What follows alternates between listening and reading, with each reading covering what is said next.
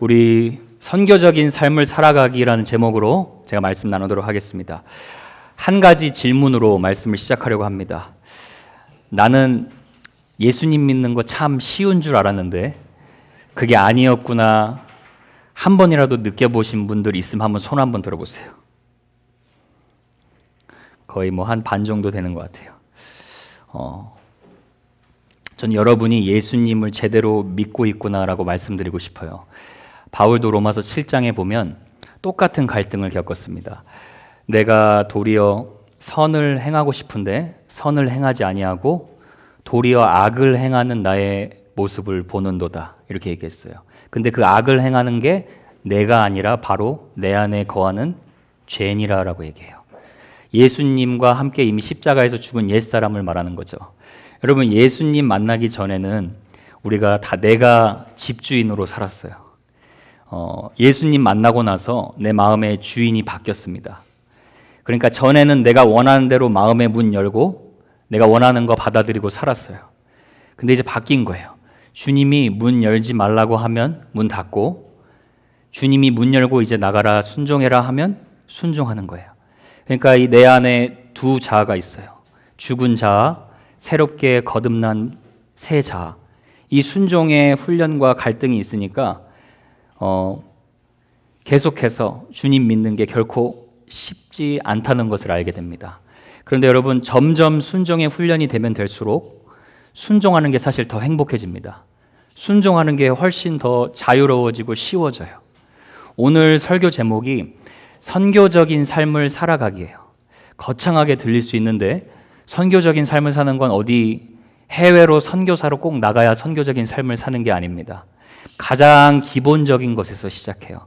지금 나를 부르신 그곳에서 매 순간 하나님을 의지하고 순종하는 삶에서 선교적인 삶이 시작이 됩니다. 여러분 한번 생각해 보세요. 지금 내가 있는 곳에서 하나님을 기쁘시게 못하는데 그 사람이 아프리카로 선교 간다고 하나님을 기쁘시게 할 수 있겠습니까? 아니겠죠. 그래서 오늘 말씀 보면 사도 바울이 성공적인 선교 여행을 잘 하면서 매 순간 교만하지 않고 어떻게 하나님을 신뢰했는지를 보여주고 있어요. 그래서 오늘 말씀 통해서 사도 바울과 아볼로라는 두 인물을 통해 선교적인 삶을 살아간다는 의미가 무엇인지, What does it mean to live a missional life?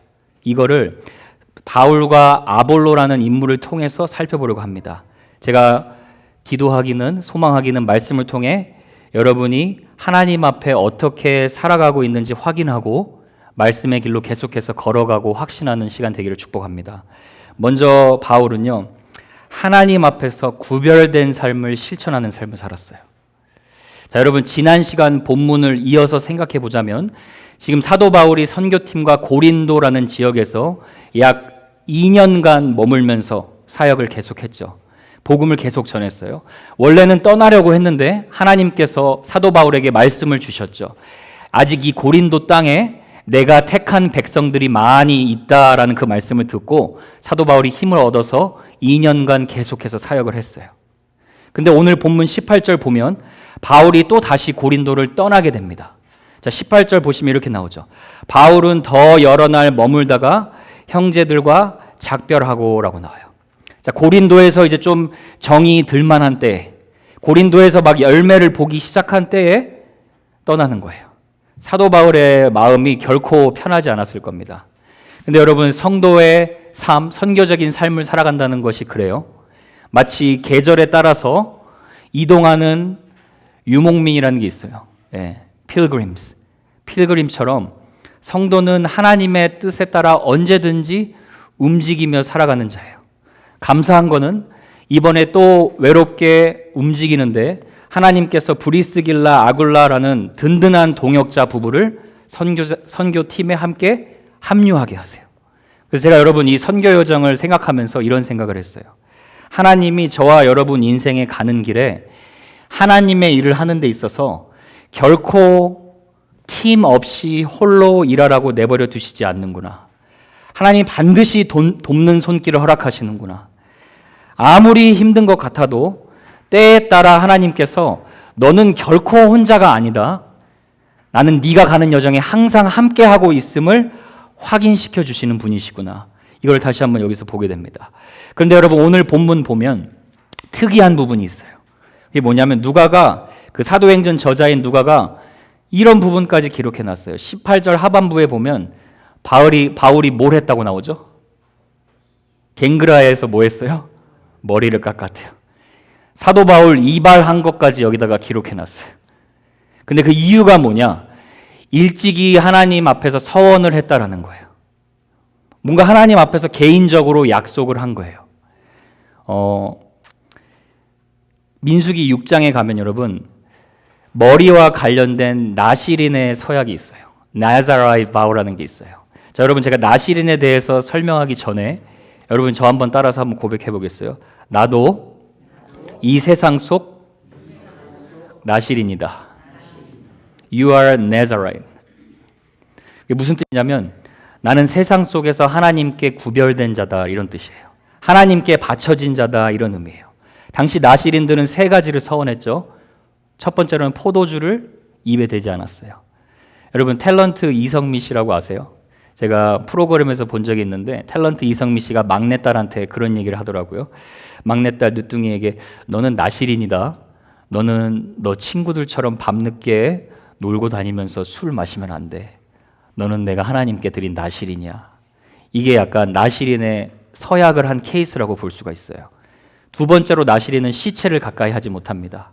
그러니까 세상의 부정적인 것에서 멀리하라는 그런 의미죠.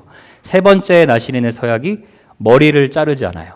그러니까 머리를 기르는 일정 기간 동안 예를 들어 이런 거예요. 하나님 제가 머리를 기르는 동안에는 하나님 앞에서 특별히 금식 기도하겠습니다. 하나님 제가 머리는 기르는 동안에 특별히 하나님 앞에서 감사 기도를 올리겠습니다. 그러니까 여러분 사도 바울이 선교 사역을 감당해 오면서 어떻게 하나님 앞에서 이 사역을 감당해 왔는지 여러분 볼 수가 있죠. 매 순간 하나님 앞에서 자신이 약속한 것을 지키면서 자기를 헌신한 거예요. 하나님 이 선교 사역 열매가 보여지는 사역 이거 제 힘으로 하는 거 아닙니다. 고린도 사역에서 저를 지켜주신 거에 대해서 하나님 저 이번에 금식 기도하면서 감사하겠습니다. 하나님 저 지난 그 지역 데살로니가 베레아 지역에서 제가 사역하는데 하나님의 말씀을 대충 듣지 않고 간절히 받아들이는 제자들 만나게 하신 거 이거 하나님의 은혜예요. 그러니까 제가 하나님 그 시간 구별해서 또 하나님께 감사기도 올리겠습니다.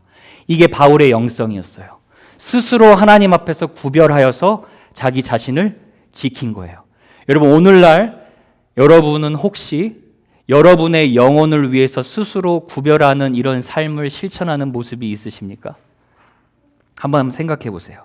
오늘날 시대는요, 여러분 애굽, 이집트의 바로처럼 분주하게 일하게 해서 주님 안에서 참된 안식과 쉼이 무엇인지 모르게 만드는 시대예요. 바쁘게 만들어야 돼요. 그래서 성도는 그 세상의 흐름에 resist, 저항해야 돼요. 무슨 말이냐면 내 영혼을 지키는 스스로 구별된 시간이 하나님 앞에서 필요하다라는 거예요. 세상 앞에 바운더리를 그어야 돼요. 내 영혼을 돌보는 시간이 있어야 돼요. 구약에 보면 바울과 같이 자기 영혼을 지킨 4명의 청년들이 있었어요. 다니엘과 세 친구들이에요. 나라가 망해서 10대 때 바벨론에 들어오게 포로로 잡혀와요. 그랬더니 이 바벨론 사람들이 바벨론식 문화를 세뇌시키려고 assimilate 하려고 하는 거예요. You don't belong to God alone. You belong to Babylon. 이런 식으로 하게 하려고 다니엘의 이름을 바꾸는 거예요. 여러분 다니엘이란 이름이 무슨 뜻이냐면 다니엘, 하나님이 내 인생을 판단하신다라는 말이에요. 이름 뜻 풀어보면 엄청나게 멋있는 신앙의 이름이에요. 하나님이 내 모든 인생을 판단하시는 분이시다 이런 뜻이에요. 그런데 이름을 뭘로 바꾸느냐? 너의 이름은 벨사살로 바꾸겠다 그래요. 무슨 뜻이냐? 바벨론 신 벨신이 왕을 지킬 거다 이런 뜻이에요. 네 인생의 주인 바꿀 거야. 네 정체성 바꿀 거야. 너가 사랑하는 대상, 너가 경배, 월십하는 대상 바벨론 우리가 바꿀 거다 이런 뜻이에요. 여러분 이게 세상이 우리에게 던지는 똑같은 도전이에요. 너 정말 행복하니? Are you happy? Okay, are you happy? Why? Because of what? What? 세상이 말하는 이렇게 갖추어야 행복할 거야. 예수님 믿는 거 그것만으로 충분하지 않아. 교회 다녀봐라. 뭐 무슨 별일이 생기니? 그것만으로 행복하지 않아. 그거 네 손에 꼭 넣어야 될 거 넣어야지 행복해. 이게 여러분 세상이 우리에게 던진 도전이에요. 여러분 예수님만 얻었으면 행복하세요? 뭐 솔직하게 대답 못 하셔도 괜찮아요. 자, 예레미야 2장 13절 한번 보세요. 같이 한번 읽어볼게요. 2장 13절 시작. 내 백성이 두 가지 악을 행하였나니 곧 그들이 생수에 근원되는 나를 버린 것과 스스로 웅덩이를 판 것인데 그것은 그 물을 가두지 못할 터진 웅덩이. 여러분 예레미야의 이 가슴 아픈 심정이 느껴지세요? 누가 버렸다고 얘기해요? 저기 예수님 안 믿는 세상 사람이 나 버린 게 아니라 내 백성 하나님 믿는다고 하는 사람들이 두 가지 악을 행했다라는 거예요. 하나님 버리고 스스로 물을 가두지 못한 웅덩이 팠다라는 거예요. 아니 목사님 무슨 소리예요? 교회에서 헌신하잖아요. 주일날 꼬박꼬박 하나님 오잖아요. 예수님 제가 버렸다니 무슨 말이에요? 그럼 제가 여러분에게 다시 한번 질문하는 거예요. 여러분 정말 예수님만으로 행복하세요? 주님 한 분만으로 충분하세요? 이 질문에 여러분 답 못하면요 오늘 다 가지고 가셔야 돼요. 주님 저 예수님 믿는데 이거 가져야 행복할 것 같아요. 그럼 여러분 예수님 버리고 있는 거예요. 그럼 여러분 내가 물도 담그지 못할 웅덩이 파고 있는 거예요. 이 문제에 대해서 여러분 오늘 분명하게 결론 내리셔야 돼요. 그래서 다니엘이 한 것이 무엇이냐? 하나님 앞에서 뜻을 정했어요. 너희들이 내 이름은 바꿀 수 있을지 몰라도 내 존재는 바꾸지 못해. 내가 주님께 속했다는 거, the fact that I belong to Jesus Christ, you cannot change that because I'm going to determine my heart before the face of the Lord. 하나님 앞에 뜻을 정한 거예요. 자, 여러분 다니엘 1장 8절 보세요. 1장 8절 보세요. 다니엘은 뜻을 정하여 어떻게 했어요? 왕의 음식과 그가 마시는 포도주로 자기를 더럽히지 아니하리라. 내가 세상 사람들이 먹는 그 음식, 세상 사람들이 먹는 그 마시는 포도주, 세상 사람들이 살아가는 그 스타일에 나를 맞추지 않겠다. 하나님 앞에서 결단한 거예요.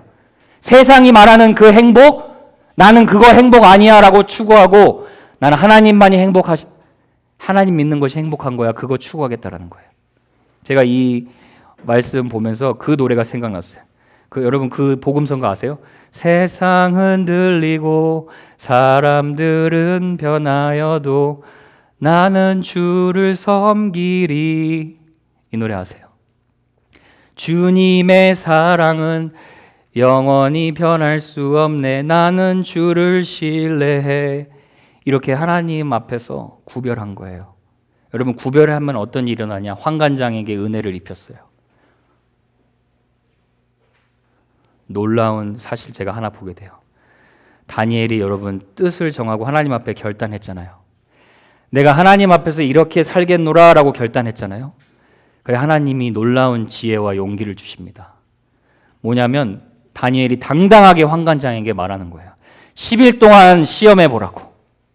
우리는 야채랑 물만 마실 테니까 다른 저 세상에 속한 바벨론 소년들은 고기 주면서 한번 얼굴빛이 누가 더 빛나나 한번 확인해 보세요. 여러분 이런 담대한 용기가 어디에서 나오겠어요? 한번 생각해 보세요. 하나님과 스스로 구별된 그 시간, 그리고 하나님 앞에서 뜻을 정한 결단이 있었기 때문이에요. 스스로를 구별하고 결단한 그 믿음 가운데 하나님께서 다니엘을 보시고 용기와 지혜를 부어주신 거예요. 실제로 다니엘의 세 친구들이 다른 소년들보다 훨씬 더 얼굴빛이 빛났다라고 얘기해요. 여러분 그 빛이 예수 그리스도의 빛인 줄 믿습니다. 사랑하는 여러분, 하나님께 뜻을 정해서 여러분 스스로 구별하실 수 있길 바라요. 여러분 이렇게 시작해 보세요. 여러분 무슨 일이 있어도 나는 하루에 30분 하나님과의 시간 사수한다. 15분 말씀 읽고 묵상하고 15분 내 자신과 교회와 나라를 위해서 하나님께 기도하겠습니다. 여러분 스스로 구별하는 시간이 필요한 거예요. 하나님 제가 올 한 해 다니엘은 성경 보니까 하루에 감사 기도를 정해서 3번 기도했다는데 하나님 저는 제 입에서 무슨 일이 있어도 불평, 불만의 말, 부정적인 말 꺼내지 않고 다니엘보다 더 도전해서 하루에 최소한 5번은 하나님께 감사 고백 올려드리겠습니다. 구별하는 거예요. 신기하게 여러분 감사하면 할수록 감사할 게 많아질 줄로 믿습니다. 아니면 매튜 헨리가 말한 것처럼 하나님 내 삶의 프레이어 기도가 아침에 열쇠가 되게 하고 저녁에 자물쇠가 되게 하겠습니다. 정하는 거예요, 여러분. 하나님이 우리 보고 계세요. 근데 하나님은 그 하나님 앞에 뜻을 정하고 자기 영혼을 구별하는 그 자들을 하나님은 쓰십니다. 땅의 것을 보고 땅의 것을 소망하는 자가 아니라 여러분 하늘의 능력 다운받아서 위의 것을 소망하는 선교적인 삶 살아가시기를 주님의 이름으로 축복합니다. 두 번째로는 사명의 우선순위를 위해 사람의 청을 거절하는 삶이에요. 자, 여러분 본문 19절 보세요. 바울이 에베소에 도착했어요. 에베소에 와서 그들을 거기 머물게 하고 자기는 회당에 들어가서 유대인들과 변론하니, 자, 자기 선교팀 디모데와 실라는 에베소에 잠깐 머물게 하고 바울은 눈코 뜰 새 없이 바쁘게 또 회당에 가서 유대인들에게 복음을 전했어요. 그런데 신기한 건 뭐냐면 여러분, 여기서 보니까 에베소에 있는 유대인들은 바울을 반박하지 않아요. 그동안 계속 바울이 복음 전했을 때 유대인들이 바울을 핍박했었죠. 근데 여기 에베소에서는 은혜를 받고 바울이 전한 예수님을 믿은 것 같아요. 그러니까 20절에 보니까 거기 예수님을 믿었던 유대인들이 어떻게 합니까? 바울에게 여기 좀 더 오래 남아주세요 이렇게 청한 거예요. 여기 에베소에 좀 더 남아서 말씀 전해주세요 라고 얘기를 한 거예요. 그러니까 바울이 여러분 얼마나 기뻤을까요? 예수님도 나사렛 고향에서 환영을 받지 못하는데 오랜만에 자기 동족인 유대인들이 바울을 받아들여주고 기뻐하니까 얼마나 기뻤겠어요. 근데 바울이 거절을 하는 거예요. 자, 20절 후반부에 보니까 이렇게 나와요. 바울이 허락하지 아니하고 21절에 작별하여 이르되 만일 하나님의 뜻이면 너희에게 돌아오리라 이렇게 얘기해요. 좋은 요청이었어요. 근데 어떻게 보면 단호하고 차갑게 거절해요. 그 이유가 뭐냐? 하나님의 뜻이면 내가 에베소에 다시 돌아오겠습니다 라고 얘기하는 거예요. 실제로 이 19장 가면 다시 에베소에 돌아옵니다. 그런데 그 순간에는 거절하는 거예요. 자, 여러분 무슨 뜻이냐? 우리 삶에 더 중요하게 지켜야 할 우선순위가 있다는 거예요. 자, 여러분 느헤미야 저희가 공부할 때 느헤미야가 성벽을 재건하기 위해 한창 이스라엘 백성들과 하나 돼서 성벽을 재건하기 시작해요. 근데 그렇게 열심히 일하고 있는데 산발락과 게셈이 갑자기 여기 내려와서 우리랑 회의하자라고 얘기하죠. 그랬더니 느헤미야가 뭐라고 얘기합니까? 우리가 지금 더 큰 일을 하고 있느라, 큰 일을 감당하고 있느라 내려가지 못하겠노라 이렇게 얘기해요. 여러분 잘 들으세요. 여러분과 하나님의 시간을 지키기 위해서 또 무엇이 하나님의 뜻인지 잘 분별하기 위해서 때로는 사람이 요청하는 것을 거절해야 될 때가 있다는 거예요. 사람을 실망시키기 위해 거절하는 것이 아니라 하나님을 기쁘시게 하기 위해 최선의 선택을 해야 될 때가 있다는 거예요. 그래서 여러분 사람들하고 너무 많은 시간 보내지 마세요. 사람들하고 3시간, 4시간, 5시간 여러분 주님하고 3분 시간 보내는데 사람들하고 3시간씩 보내지 마세요. 하나님과 보내는 시간이 있어야 내가 다른 사람과 만났을 때 내 삶을 통해 주님의 향기가 흘러가는 거예요. 우리는 때로 반대로 사람의 청을 들어주기 위해 하나님의 시간과 거절할 때가 너무 많아요. 그러면 핸드폰이 배터리 방전되듯 어느 순간 영적인 힘이 전원이 꺼지는 거예요. 저와 여러분이 기억해야 돼요. 우리는 성도로서 사람의 청을 들어주기 위해 부름받은 자가 아니라 하나님의 사명을 이루기 위해 부름받은 자라는 걸 기억할 수 있기 바랍니다. 여러분 제가 칼릴 지브란이라는 분이 이런 멋진 시를 쓰셨더라고요. 한번 같이 읽어볼까요? 시작. 함께 이때 거리를 두라. 그래서 하늘바람이 너희 사이에서 춤추게 하라. 이분이 믿는 분인지 안 믿는 분인지 모르겠어요. 근데 굉장히 기독교적인 사고방식이에요. 적당한 거리에서 거리를 지키고 그 사이에 하나님의 바람, 은혜의 바람이 춤추게 하라는 거. 이렇게 해석할 수 있을 것 같아요. 자, 여러분 제가 결혼한 지 11년 됐어요. 우리 아내 진짜 진심으로 마음 다해 사랑합니다. 근데 여러분 살다 보면 알아요. 아내랑도 일정 거리를 유지해야 돼요. 자, 밀당하라는 말 아니에요. 그런 말이 아니에요. 제가 아내를 위해 아내의 빈 모든 마음의 공간까지 채워줄 수 없는 존재예요. 그 공간은 하나님이 채워주셔야 돼요. 아내와 저와의 적당한 거리, 그 거리는 하나님의 바람이 그 사이에 불어야 돼요. 그래서 하나님께서 그 남편과 아내를 붙들고 하나님의 기쁘신 뜻대로 세워가시는 거예요. 하나님만이 채워줄 수 있는 공간을 남겨놓아야 돼요. 때로는 그래서 여러분, 하나님을 위해 거절하는 것이 여러분의 거룩함을 지켜주는 보호막이라는 것을 기억하실 수 있길 바라요. 아멘 소리가 너무 작아요. 진짜 하나님하고 시간 지키세요. 알겠죠? 하늘바람이 선선하게 불게 하세요. 그럼 이제 여러분 이렇게 질문하실 수 있을 것 같아요. 그럼 뭘 어떻게 거절하고 무엇이 우선순위인지 어떻게 분별합니까? 어디서부터 어떻게 시작합니까? 제일 중요한 것은 여러분이 예수님의 음성을 따라가며 사는 훈련이에요. 자, 여러분이 사람의 음성을 듣고 사는가, 하나님의 음성을 듣고 사는가 어떻게 확인할 수 있을까요? 자, 성도는 보이는 것이 아니라 지금까지 내가 배워온 경험이 아니라 하나님의 살아계신 말씀으로 세상을 해석하고 살아가는 자예요. 그렇죠? 맞습니까, 여러분? 근데 우리는 동시에 세상의 판단과 기준에 노출되어 있어요. 자, 무슨 말이냐면 두 가지 소리를 들어요. 항상 세상에서 너 이렇게 살아야만 행복하다, 그 소리가 맨날 들려요. 근데 여러분 또 알고 있어요. 아니야, 하나님 말씀하신 대로 순종하는 삶이 행복해. 그 두 소리 계속 들으면서 살아가요. 그런데 여러분이 진짜 행복한 기준을 어떻게 생각하고 어떻게 따라가는지 보면, 여러분의 관심사가 무엇이고 여러분의 마음에 무엇을 담고 있는지 확인해 보면 여러분이 누구의 소리에 영향받고 사는지 분명히 알 수 있어요. 제가 지지난주에 인도 목회자 컨퍼런스에서 그 인도 10대 청년이 저한테 강의 끝나고 이렇게 오는 거예요. 그래서 저한테 힌디어로 인도말로 계속 뭐라고 열심히 말을 해요. 뭐라고 열심히 말을 하는데 하나도 안 들려요. 하나도 못 알아듣겠어요. 이유가 무엇입니까? 너무나 간단해요. 힌디어 언어가 제 머릿속에, 제 마음속에 하나도 들어와 있지 않기 때문에 못 알아듣는 거예요. 똑같아요. 우리 마음 가운데 하나님의 말씀이 우리의 마음 가운데 담겨져 있으면 잘 들려요. 근데 성경의 말씀과 언어가 담겨져 있지 않으면 안 들리는 거예요. 성경 속 언어가, 성경 하나님의 말씀이 친숙하지 않은 거예요. 자, 여러분이 주님의 양이라면 여러분은 분명하게 목자의 음성을 듣고 따라가는 것인 줄로 믿습니다. 결코 어렵지 않아요. 여러분이 주님의 양인가가 그게 중요해요. 내가 예수님을 따르는 양인가. 자, 여러분 제가 영상 하나 보여드릴게요. 영상 하나 보세요. 할렐루야. 신기하죠? 성경 말씀 진리예요. 여러분 주님의 양이면 목자의 음성 듣고 따라가게 돼 있어요. 내 양은 내 음성을 들으며 나는 그들을 알며 그들은 나를 따르느니라. 아멘이세요, 여러분? 아멘.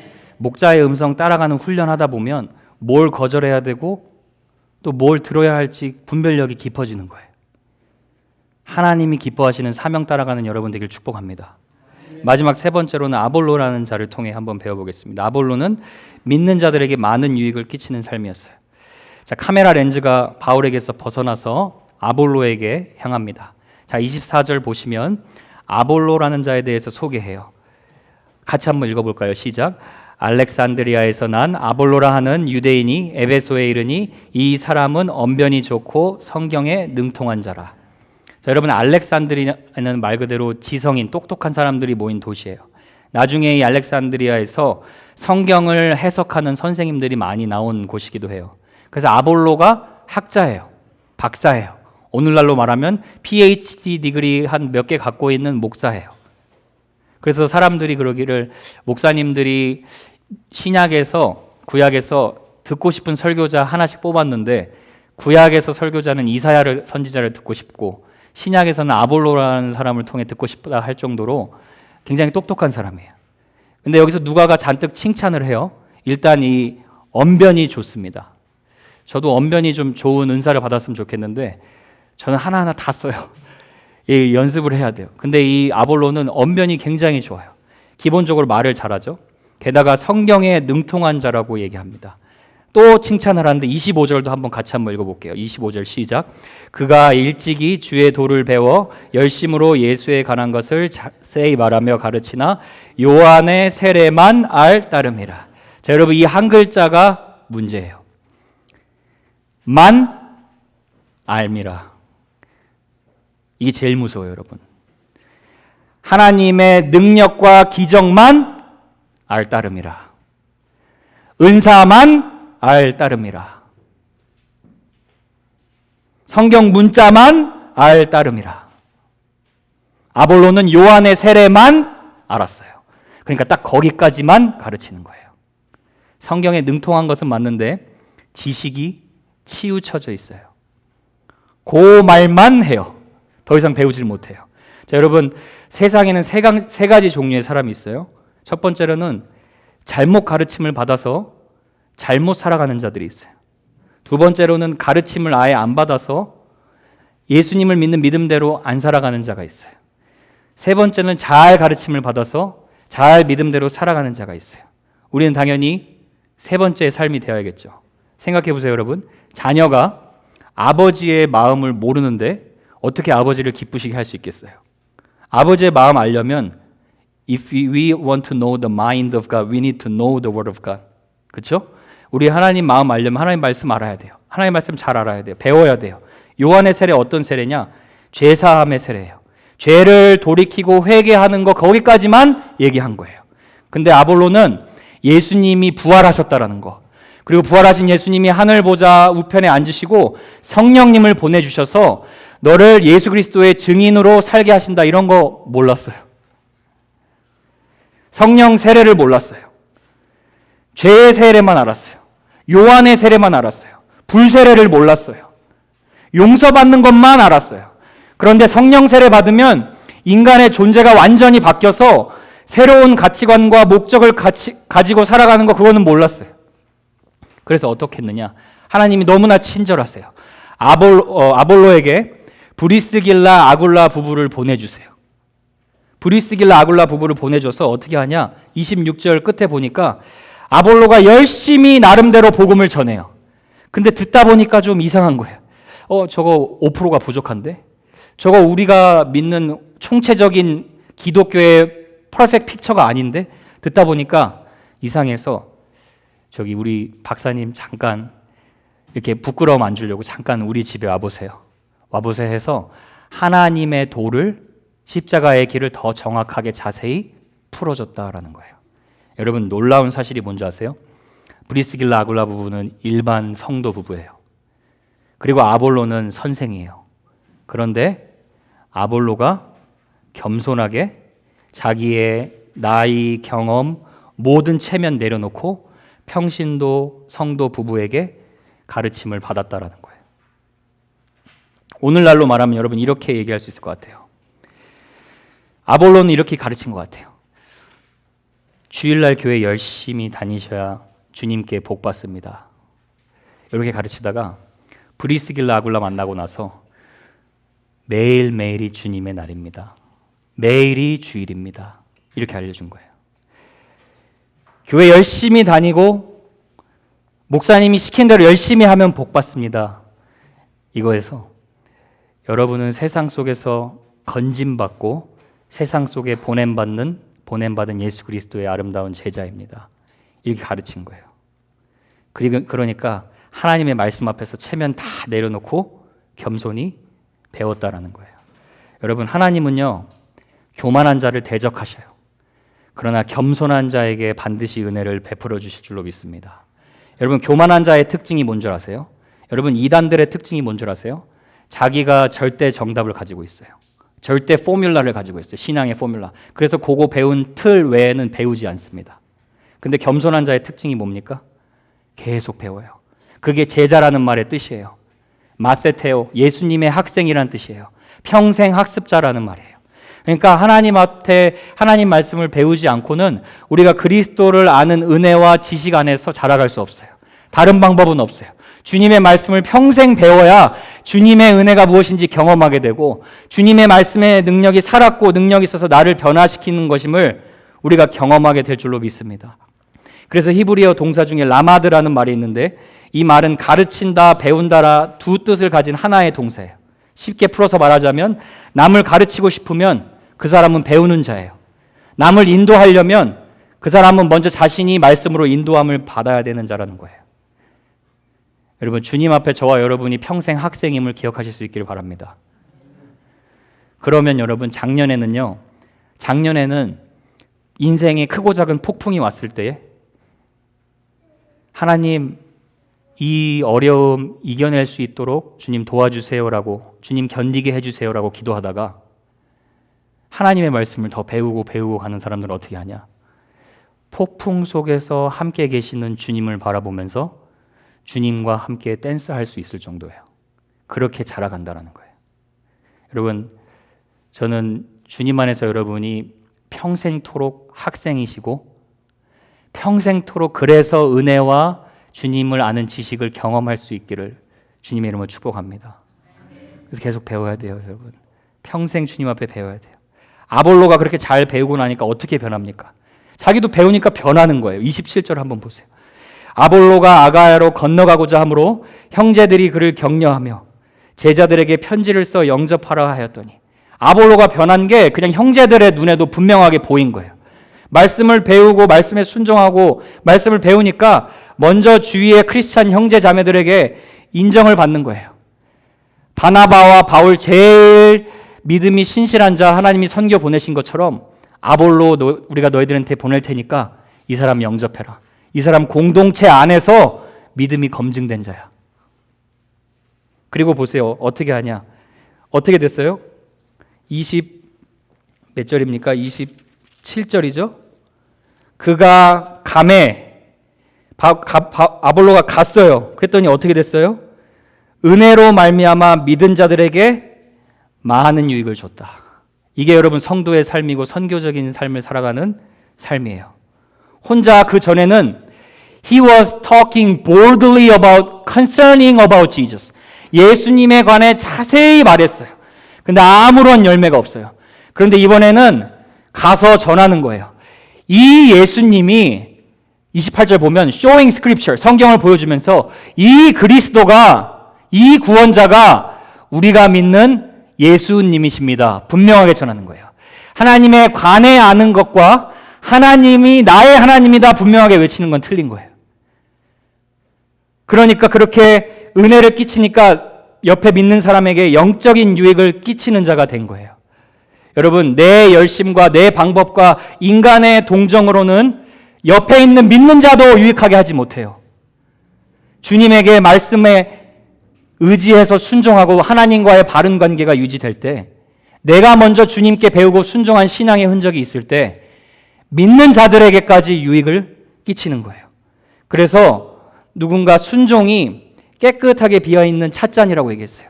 그 찻잔에 하나님이 은혜를 부어주시면 그 은혜가 흘러서 옆에 있는 형제 자매들에게 유익을 끼치게 되는 것인 줄로 믿습니다. 여러분, 저는 하나님의 말씀이 여러분의 삶에 더 정확하고 자세히 풀려서 여러분의 삶이 하나님의 말씀으로 더 정확하고 자세하게 계속 해석되어지길 축복합니다. 여러분, 안 그러면 여러분 어떻게 되느냐? 교회의 마당만 밟고 가는 종교인이 되는 거예요. 여러분, 오늘 이 부분에 정확하게 답을 얻고 가세요. 하나님이 오늘 아볼로라는 자를 통해 이를 보여주시는 거예요. 성경 지식 충만하나 예수에 관해만 말할 줄 알아요. 여러분, 누가복음 24장에 가면 엠마오로 두 제자가 걸어갑니다. 그렇죠? 두 제자가 걸어갔는데 예수님이 바로 옆에서 동행하는데 예수님인지 못 알아봐요. 성경에 보니까 눈이 가리워졌느니라 이렇게 나와요. 영적인 눈이 가리워져 있는 거예요. 그래서 예수님이 어떻게 합니까? 책망하십니까? 책망 한 번은 하세요. 마음에 더디 믿는 자들이요. 그리고 예수님이 데리고 가셔서 성경을 말씀을 어떻게 했다 그래요? 모세부터 창세기부터 신명기까지 선지자부터 이 모든 것이 예수님을 가리키는 것이라고 자세히 풀어줘요. 그랬더니 마음이 뜨거워져요. 눈이 열려요. 예수님이 보여요. 근데 여러분, 예수님이 보이기 전까지는요, 누구였죠? 글라오라는 제자가 있었는데, 글라오라는 제자가 오히려 예수님을 혼내요. 알죠? 십자가 가는데 길 가는데 무슨 일로 너희가 그렇게 근심의 빛을 띠고 있느냐 물어봐요. 그랬더니 그 글라우라는 제자가 예수님한테 얘기를 하는 거예요. 아니 너는 그거 모르냐? 예루살렘에서 이런 일이 있는 거? 이게 여러분 제가 묵상하다가 이런 생각이 들었어요. Greatest spiritual blockage. 영적인 블락기, 영적인 막힘이에요. 하나님의 말씀을 겉핥기식으로 하니까 되려 예수님 혼내는 믿음이에요. 그러니까 모르면 여러분 용감한 거예요. 무식하면 용감하단 말이 있죠. 예수님 혼내는 거예요. 그러니까 하나님의 말씀을 자세히 풀어줬더니 영안이 열리고 감사가 다시 회복되는 그런 은혜로 하나님께서 우리들을 인도하십니다. 여러분 주님께서 오늘 또 여러분에게 말씀을 자세히 풀어주시는 거예요. 그럼 여러분 지체 말고 순종할 수 있기를 바랍니다. 여러분 제가 이거 다시 한번 말씀드립니다. 우리 공동체 제가 사랑하기 때문에 영적인 성장과 성숙의 다른 방법 없어요. 여러분 자꾸 다른 방법 찾지 마세요. 하나님 말씀을 여러분 순종하지 않는 이상 하나님의 능력 경험할 수 없어요. 무슨 수로 하나님 경험해요? 주님의 말씀을 통해서 경험해야 돼요. 우리 어제 우리 저기 누구죠? 우리 가연 자매가 나눴어요. 큐티를 띄엄띄엄 하는 게 아니라 매일 해야 되구나. 큐티 한다는 그 행위를 말하는 게 아니라 말씀을 내가 가깝게 살아야 된다는구나. 그래야 주님 경험하는 거예요. 그렇게 여러분 인생 주님의 말씀으로 다시 한번 굳건하게 세워질 수 있기를 축복합니다. 마지막으로 28절 보겠습니다. 28절 보니까 이게 나와요. 이는 성경으로서 예수는 그리스도라고 증언하여 공중 앞에서 힘있게 유대인의 말을 이기미러라. 자, 이제 아볼로가 달라졌어요. 유대인들한테 이렇게 율법 지키면 하나님께 복 받을 거야가 아니라 우리를 위해서 구원하신 예수 그리스도 믿으면 그 예수 그리스도께서 너를 끝까지 붙들고 예수 그리스도의 증인으로 하나님께서 세워나갈 것이다. 그러니까 유대인들이 못 이기는 거예요. 뭐 말해도 못 이겨요. 왜냐? 율법은 너 이렇게 잘하면 하나님께 복 받을 수 있어 라고 얘기하지만 복음은 예수님이 너가 못하니까 십자가에서 다 이루어 주셨어. 그 예수님 믿으면 그게 기독교 신앙의 시작이야 얘기해 주는 거예요. 그러니까 여러분 진짜 예수님 믿는 건 어떻게 시작하냐? 아, 내가 예수님 없이 행복할 수 없구나. 이거 실제로 느껴야지 그게 진짜 신앙의 문이 열리는 길이에요. 여러분 이 문제 오늘 기도해서 하나님께 꼭 해결받고 가기를 바라요. 그러면 봉사를 한 거죠, 여러분. 마지막 때 주님 앞에 서가지고 하면 too late. 근데 예수님 인격적으로 만나면 예수님이면 정말 행복합니다. 기독교 찐 행복 여러분 경험할 수 있어요. 그러면은 이런 자잘한 일로 여러분 섭섭하지 않아요. 주님이 내 주님이기 때문에. 오늘 여러분이 다시 한번 이 하나님 사랑 기억하실 수 있길 바라요. 그러려면 어떻게 해야 되느냐? 다른 사람의 인생까지 유익해 하는 이런 아볼로처럼 되려면 어떻게 해야 되느냐? 제가 마지막으로 이 얘기하고 마치겠습니다. 한 나이 좀 드신 느지막하게 나이 드신 목사님이 기독교는 뻔뻔한 자녀의 모습이래요. 뻔뻔한 자녀의 모습. 그러니까 여러분 누가복음 15장에 보면 우리는 다 어떻게 보면 둘째 아들 같았어요. 그렇죠? 삿대질하면서 아버지한테 당신이 나한테 해준 게 뭘 있냐고, 그리고 아버지 유산 갖고 떠난 그런 둘째 아들 모습 같았어요. 근데 둘째 아들 모습 아니면 첫째 아들이에요. 첫째 아들은 착한 척하는 첫째 아들이에요. 자, 여러분 착한 것과 착한 척하는 것은 달라요. 하나님이 보시는 것은 100% 착해야 착한 사람이에요. 근데 우리는 둘 중에 하나예요. 겉과 속이 100% 착한 사람이 없기 때문에 겉으로 이덜 티가 나는 반역자이던가 아니면 겉으로 숨긴 위선자예요. 저와 여러분은 다 그런 시너였어요. 그런 죄인이었어요. 성경은 착한 사람 한 사람도 없다고 얘기해요. 우리 창조하신 분 모르고 우리가 주인대로 살던 자였어요.